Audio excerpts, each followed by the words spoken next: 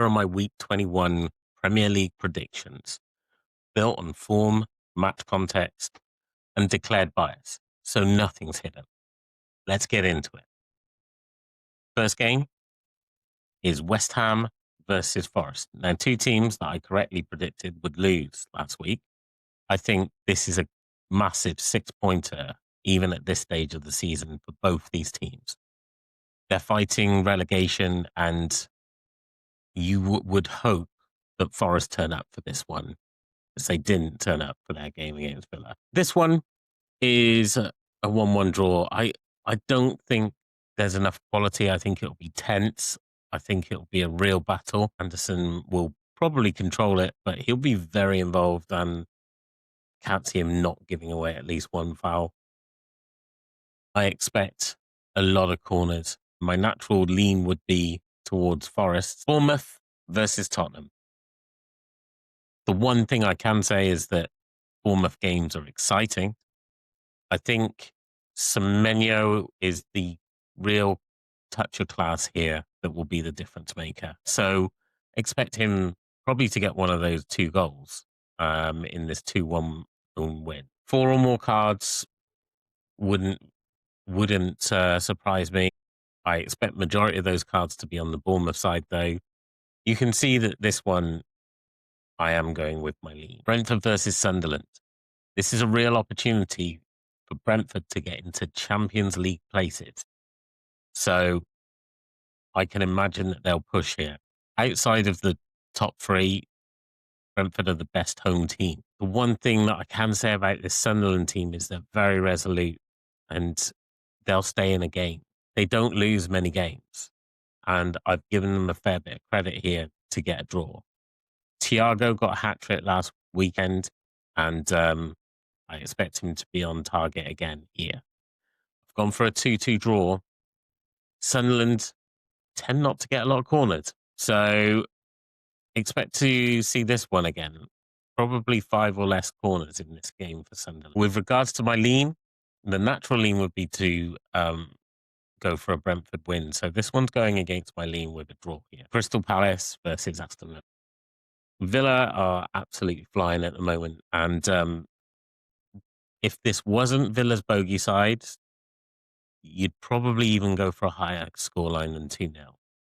This is a game where you would expect Villa to come out on top.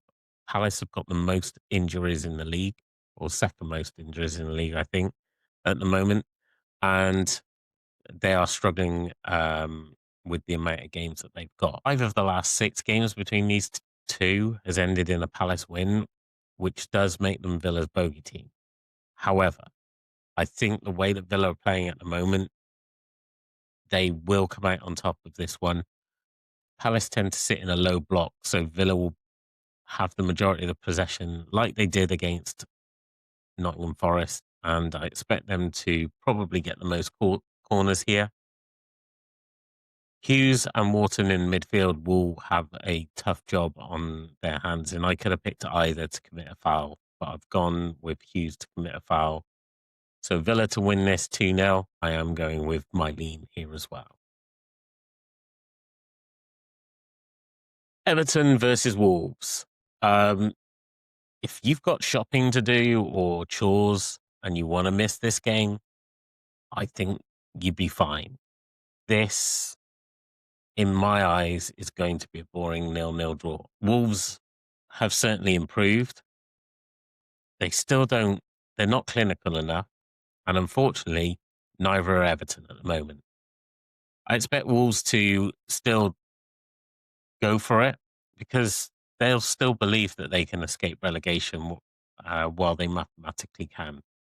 But when they go for it, they also commit a lot of fouls. So expect Wolves to dominate the foul count. Pickford, he is a very strong keeper and got a lot of clean sheets last season. He'll want this clean sheet, and I expect him to get it with a 0-0. But I do expect Wolves to at least get 2 shots that Pickford has to push away. With regards to my lean, this is a neutral pick. Fulham versus Chelsea. Now, no Maresca, so I think the freedom that Cole Palmer might have now will allow him to dominate this game and Chelsea to come out on top here. Although Fulham have been flying at the moment, I think this will just stop their run a little bit. So I've gone 2-1 Chelsea. This is a London derby, so expect it to be feisty, expect there to be cards. 4 or more cards, probably even higher than that. I'm actually going against my lean here. My lean would naturally favour Fulham for the win. Manchester City versus Brighton. The recent draws have meant that Man City have dropped off the pace for the title race and they'll want to get back on track. They're one of the best teams at home in the league. And as good as Brighton are, they're terrible away. They'll certainly put up a challenge here. I expect them to probably commit the most fouls here. And you could either go for Haaland or Foden, really, for shots on target. But I've gone for Foden this time. I think it was getting a bit boring picking Haaland every time. So let's have a Foden shot on target and a narrow 2-1 win for Man City. You'll see that this one is actually going against my lean as well. I quite favour Brighton a lot of the time, so I would have liked them to have won. But Man City will get the win here. Burnley versus managerless Man United. I think what we're going to see here is a bounce back from Manchester United, and I wouldn't be surprised if they play 4-3-3 and get a 3-0 win, and it'll say to Amorim, we should have played this system all along.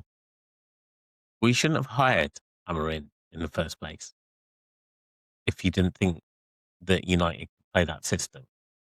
And to be honest, United should be able to play more than one system. And those players should be able to play more than one system. Otherwise, they're not very good players. So I expect Ugarte will probably play and be in the middle of that midfield. He seems a little bit off the pace, so I expect him to commit a foul in this game. I was going to go for United to have the most corners, but I also expect them to have the most shots, so it's one or the other.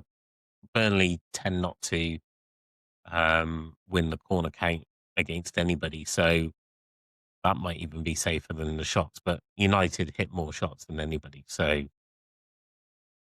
either would work. There you go. There's a bonus one for you. My lean would be to favour Burnley, but I do think United will have too much quality for this Burnley side. Newcastle versus Leeds. Newcastle showed this week that they are very strong at home and they're getting their form back. I expect them to dominate. They have the most corners in the league, so you would expect them to dominate the corners. It's always hard to understand whether or not Visser or Voltemada are going to play. And whichever one of them does, you should expect them to have a shot on target. But I'm going for Visser on this one and Newcastle to win 2-0. This one actually does go with my lead. Arsenal versus Liverpool. I've gone for a 1-1 draw here.